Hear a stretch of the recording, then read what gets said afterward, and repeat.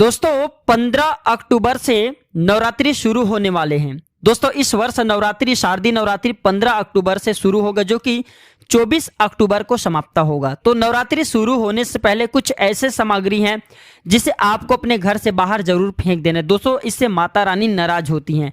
और दोस्तों माता रानी नाराज ही नहीं होती बल्कि उनकी जो सखियां होती है, माता रानी की जो सेविका होती हैं, उनके भी नज़र आपके घर पर होती हैं। दोस्तों इससे माता रानी आपके घर में नहीं आती और जिसके घर में माता रानी नहीं आती उनके घर में दरिद्रता होती है। दोस्तों इस वर्ष माता रानी हाथी पर सवार होकर के आ रही हैं। दोस्तों जब माता रानी हाथी पर सवार होकर के आती हैं तो इसके मतलब ये होते हैं कि इस वर्ष पूरे खूब लोग तरक्की करेंगे, खूब सारे लोगों को धन लाभ होंगे और इस वर्ष किसी भी लोग को किसी भी वस्तु का कोई अभाव नहीं होंगे। दोस्तों अगर आप भी चाहते कि माता रानी आपके घर में जल्दी आए, आपके घर को धन दौलत से परिपूर्ण बनाए, तो कमेंट बॉक्स में फटाफट लिख दीजिए माता रानी आपका स्वागत है।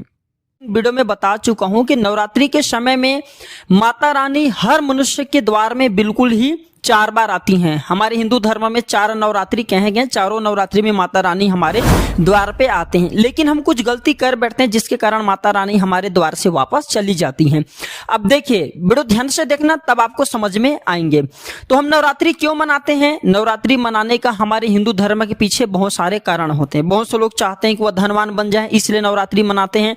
बहुत से लोग सिद्धि प्राप्त करने के लिए नवरात्रि मनाते हैं और बहुत से लोग इसलिए माता रानी की पूजा करते हैं नवरात्रि में ताकि उनके घर में धन संपदा भर जाए और उन्हें माता रानी की कृपा प्राप्त हो। कहीं ना कहीं हम सब जो उपाय करते हैं वो सब माता रानी की आशीर्वाद प्राप्त करने के लिए, उनके कृपा प्राप्त करने के लिए और हम भौतिक सुखों के लिए माता रानी नव दुर्गा की घर में स्थापना करते हैं और हम जो पूजन पाठ करते हैं। लेकिन नवरात्रि के दौरान कुछ ऐसी गलती हैं जिस गलती को हमें करने से रुकना चाहिए। और मैं हर वीडियो में बोलता हूं नवरात्रि के समय में माता रानी अगर आपके घर में आए या ना आए, लेकिन उनके जो सेविका होती, उनके जो गण होती हैं वो आपके घर का परीक्षण करने जरूर आता है। मैं हर दिन वीडियो में बता चुका हूं, आप पूजा करें या ना करें, लेकिन नवरात्रि के पूरे 9 दिन माता रानी की जो सेविका होती हैं नवरात्रि के एक दिन पहले ही जो अमावस्या है, पितृ अमावस्या, उसी दिन से हमारे घर में आ जाती हैं और देखती हैं कि हम कैसे पूजा पाठ कर रहे हैं, उनके लिए कौन सा उचित व्यवस्था कर रहे हैं, क्या करें, कैसे करें। सारे ये 9 दिन तक उनके जो सेविका हैं हमारे साथ में रहती हैं, हमारे घरों में रहती हैं और 10वें दिन माता रानी को जाकर के बताती हैं कि फलान नाम का आदमी आपके लिए बहुत पूजा पाठ किए हैं, मंत्र अनुष्ठान किए हैं, भक्ति भाव के। फिर माता रानी उन्हीं के अनुसार, उनके बताए हुए अनुसार हमें फल प्रदान करते हैं। इसलिए नवरात्रि से पहले कुछ ऐसे कार्य हैं आप घर में करते हैं तो कार्य करना बंद कर दीजिए। नवरात्रि के समय में कुछ हम अपने घर में ऐसी चीजों को रख लेते हैं जो कि बाद में चल करके हमें काफी नुकसान पहुंचाते हैं। ये मेरे वीडियो का छोटा सा शुरू का वॉइस, उसके बाद मैं पिछले वाली वीडियो में जो जानकारी बताया हूँ वो जानकारी इस वीडियो में अटैच कर रहा हूं। तो वीडियो को ध्यान से देख लेना, आपको आगे चल करके बहुत लाभ होंगे और साक्षात नव दुर्गा माता की कृपा प्राप्त होंगे, इसकी गारंटी हम स्वयं लेते हैं। क्योंकि प्राचीन ज्ञान चैनल एक यूट्यूब चैनल ही नहीं बल्कि आप सभी लोगों का परिवार है। मैं चाहता हूं मेरे इस परिवार में जुड़े जितने भी आप मेरे वीडियो को देख रहे हैं, आप मेरे व्यूअर्स नहीं, मेरे परिवार के हिस्से हैं। आप सभी सदस्यों को मैं चाहता हूं कि अध्यात्म की अच्छी जानकारी हो, जितने भी हम देवी देवताओं को मानते हैं उनका पूर्ण रूप से कैसे हमें फल प्राप्त हो, सारे जानकारी मैं इस वीडियो में बताया हूं। तो वीडियो को ध्यान से देख लेना और अगर आपके मन में कोई डाउट रहेंगे, कोई क्वेश्चन रहेंगे तो कमेंट बॉक्स में पूछ लेना, बिल्कुल आपकी मदद की जाएगी। तो मैं दूसरे वीडियो जो जानकारी पिछले टाइम बताया था कि नवरात्रि से पहले हमें घर से क्या क्या चीजों को बाहर फेंक देना चाहिए, वह वीडियो अटैच करूं, ध्यान से देखना। जय माता दी।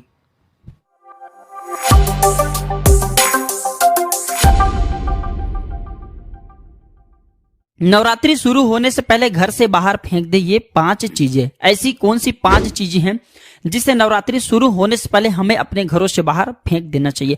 धर्मशास्त्र कहते हैं माता रानी हर मनुष्य के द्वार में एक साल में 4 बार आती हैं, एक शारदीय नवरात्रि में, एक चैत्र नवरात्रि में और 2 गुप्ता नवरात्रि में। लेकिन हम सब ध्यान नहीं देते, इस वजह से माता रानी हमारे घर के द्वार से लौट जाती हैं। तो नवरात्रि जल्द शुरू होने वाले, आप भी नवरात्रि प्रारंभ होने से पहले अपने घरों से इन चीजों को हटा दीजिए।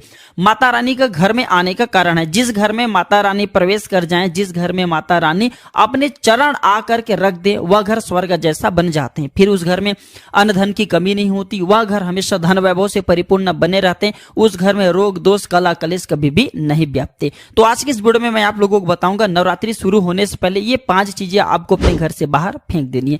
इससे पहले जान लेते हैं नवरात्रि के महत्व। जी हाँ, नवरात्रि के महत्व क्यों है? तो माता रानी के 9 स्वरूप कहे गए हैं। माता रानी की ये जो 9 स्वरूप हैं, धन, विद्या, कौशल, संस्कार, वैभव, कीर्ति, संतान प्राप्ति, रोग मुक्ति और क्लेश को दूर करने वाला, ये जो माता रानी के 9 स्वरूप हैं, ये सारे जितने भी हमने भी चीजें बताए हैं, ये सब चीज को प्राप्त करने वाला कहे गए हैं। और जो संतान प्राप्ति है, रोग मुक्ति, कला कलेश को दूर करने वाला कहे गए हैं।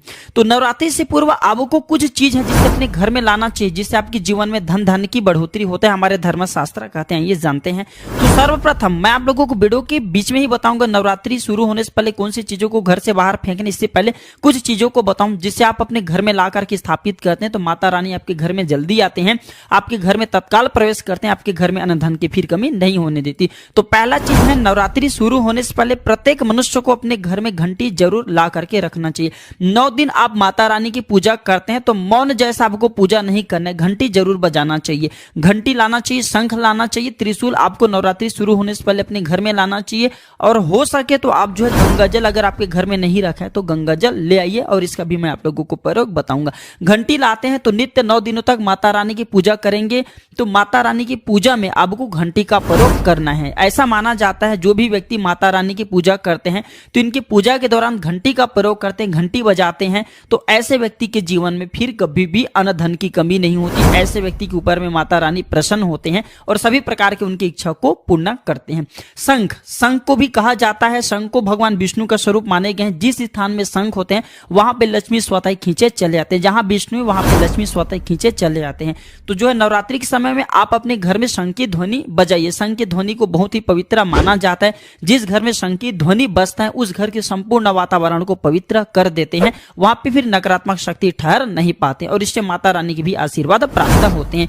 त्रिशूल हमें क्यों लेकर के लाना चाहिए, घर में क्यों रखना चाहिए नवरात्रि के दौरान? अगर आप अपने घर में माता रानी को त्रिशूल समर्पित करते हैं तो ऐसा माना जाता है जो त्रिशूल है तीनों प्रकार के शूलों का शमन करता है।